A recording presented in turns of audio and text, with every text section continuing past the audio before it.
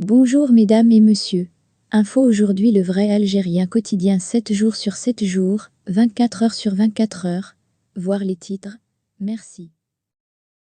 Des fonctionnaires et des politiciens investissent de l'argent dans l'immobilier à Dubaï. Les uns comme les autres, nous sommes tous blessés. Et il n'y a pas l'un d'entre nous.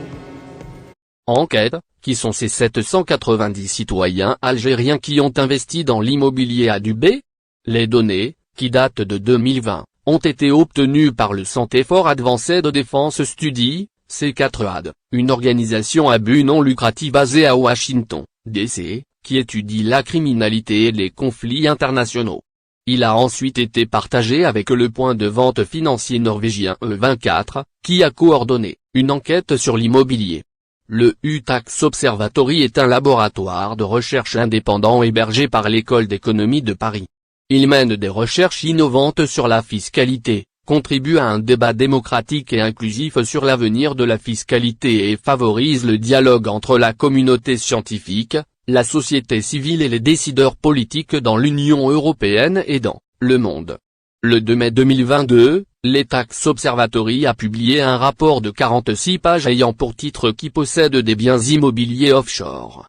Cette étude confirme que Dubaï est la plus grande ville des 7 Émirats des Émirats Arabes Unis, avec ses plus de 3 millions d'habitants, dont seulement 8% seraient des ressortissants émiratis.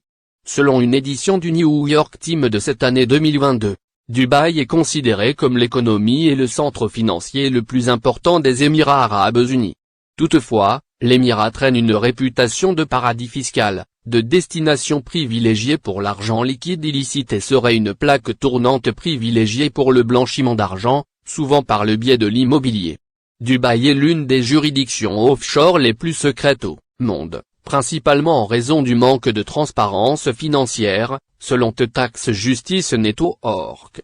Malgré l'adhésion au cadre international pour l'échange automatique d'informations bancaires, de Common Reporting Standard, un modèle de convention de l'OCDE sur l'échange de renseignements en matière fiscale mis en place en 2005 afin de limiter le secret bancaire et de favoriser la coopération internationale contre l'évasion fiscale, Dubaï et les Émirats Arabes Unis restent souvent considérés comme des juridictions secrètes et des paradis fiscaux notoires.